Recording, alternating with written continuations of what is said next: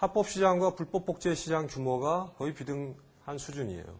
이 정도로 사실은 이런 불법 시장이 컨텐츠를 만드는 사람 또는 기업에게 돌아갔더라면 조금 더 좋은 컨텐츠들이 만들어질 수 있지 않았을까 하는 아쉬움이 좀 남습니다.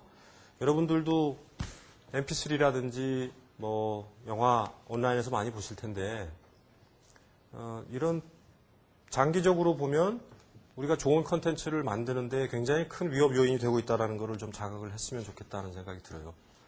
실례로 2000년도에 조성모 아시나요가 196만이 팔렸습니다. 작년에 가장 많이 팔린 음반이 SG 워너비의 아리랑 20만 장 정도 나갔습니다. 불과 2년 전에 SG 워너비의 앨범이 40만 장 팔리던 때에 대비해서 50%가 줄은 거죠. 그러나 생각해보면 우리가 예전보다 음악을 적게 듣는 건 아니거든요. 음악을 굉장히 많이 들어요. 이러한 현상이 벌어진 원인도 분명히 있습니다. 2000년도부터라고 기억이 되는데 우리나라의 IT 드라이브가 굉장히 활발했었죠. 지금 해외에 나가서 내가 집에서 100메가 정도의 초고속 인터넷을 한 달에 한 15,000원 정도 주고 쓰고 있다 그러면 다들 기절합니다. 100메가라는 스피드에 기절하고요. 15,000원이라는 가격에 기절합니다. 우리나라 사람 수, 인구 수보다도 많은 휴대전화가 유통이 되고 있고요. 그 중에 약 2천만 대 정도가 mp3 폰입니다. 여러분들 가지고 다니는 mp3 플레이어가 1년에 약 200만 대 정도 팔리죠. 근데 왜 그 안에서 유통이 되는 컨텐츠에 대한 고려는 그동안에 없었을까요? 강의 앞에 말씀드렸던 것처럼 좋은 엔터테인먼트 컨텐츠 하나가 만들어내게 되는 엄청난 폭발력을 우리가 그동안에는 너무 간과했던 게 아닌가 하는 생각이 듭니다. 위협 요인은 제거하고 기회 요인은 극대화하는 것이 결국 전략이겠죠. 압축해서 얘기를 한다면. 그래서 저작권 이슈, 불법 복제 이슈라는 위협 요인을 제어하기 위해서 작년에 저희가 불꽃운동이라는 것을 시작을 했습니다. 여기에 많은 업체들이 공감해서 참여를 해주고 계시고요.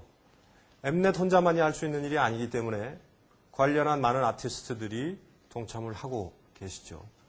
문화체육관광부를 포함해서 관련한 정부기관들에서도 도움을 주고 있고 이런 삼위일체로 이 불법 복제 시장을 어떻게든 제어를 해보자 라는 활동을 진행을 하고 있는 겁니다. 간단하게 우리가 불꽃운동을 시작을 하면서 결국 불법 음반을 사용하고 있는 소비자들을 계몽하는 것이 1차적이기 때문에 그런 메시지를 함축적으로 담은 동영상을 좀 제작을 해봤어요. 그걸 약간 브레이크 삼아서 보고 진행하기도 하죠.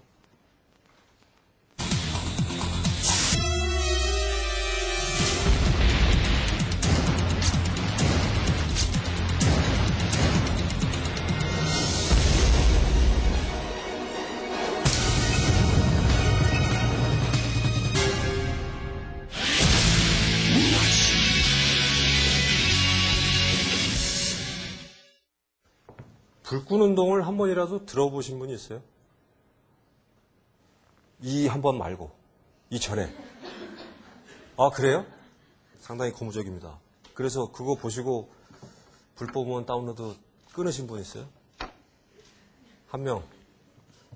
원래 안 하시는 거죠? 자 이제 여러분들이 궁금해 하시는 이런 엔터테인먼트 산업에서 성공한 기업들이 또 성공을 하고자 하는 기업들이 원하는 인재상이 무엇이냐. 되게 엠넷에 오면 점심은 이효리와 먹고 저녁에는 송승헌과 맥주를 한잔 하는 줄 압니다. 전혀 아니거든요. 저도 대표를 맡고 있는 저도 이효리 씨를 계약할 때 보고는 거의 못 봤어요.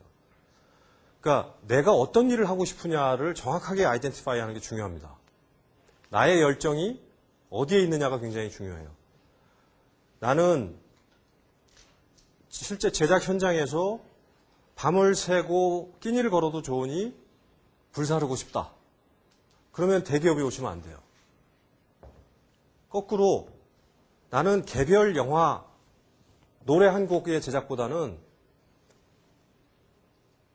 전 세계 사람들이 또는 한국에서 음악을 좋아하는 사람들이 새로운 놀거리, 음악을 가지고 새로운 문화, 패러다임을 한번 만들어 보고 싶다. 그러면 대기업에 오셔야 돼요. 밸류체인상에서 내가 정말 잘할 수 있고 즐거운 일이 무엇인지를 여러분들이 지원하기 전에 정확하게 아이덴티파이 하시는 게 굉장히 중요합니다. 쉽지 않아요. 그러나 요즘 그 재학 중에도 인턴 제도라는 것이 있고요. 저희 기업에서도 인턴 과정을 통해서 분명히 우리 회사에 필요한 사람인지 아닌지 어떤 포스트에 놨을 때 역량이 극대화되는지에 대한 평가를 할 수 있어서 굉장히 좋은 제도입니다. 저는 적극적으로 활용하시길 바라고요. 그래서 첫 번째는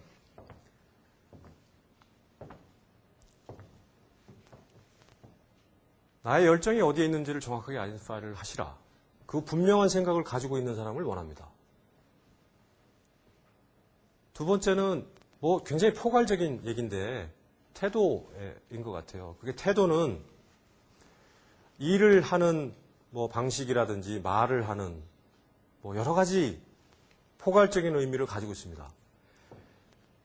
엔터테인먼트 산업은 특히나 사람들이 모여서 콜래보레이트하고 팀워크로 만들어지는 산업이기 때문에 함께 일하는 사람들을 배려하고 적극적으로 대안을 제시하고 발전적인 아이디어를 내는 애티튜드가 굉장히 필요합니다. 스트레스 또한 굉장히 크죠. 그렇기 때문에 서로가 가지고 있는 아이디어에 대한 존중과 또 그걸 수용해야 되고 사람들끼리 일을 하기 때문에 스트레스도 상당히 큽니다.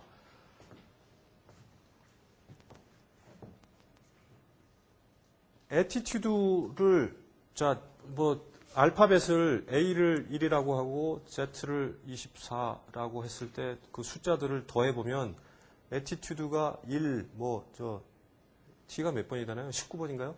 이게 더하면 이게 100점이 나와요.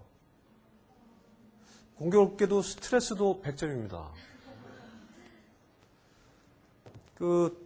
굉장히 중요한 이야기고 저희도 인턴이나 신입사원을 받아서 같이 일을 하다 보면 10명의 인턴 중에 8명은 일주일 안에 도망갑니다.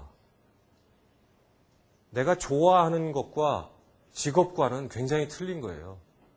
영화를 좋아하지만 그 영화 산업에 들어와서 일을 한다는 것은 대단히 틀린 일입니다.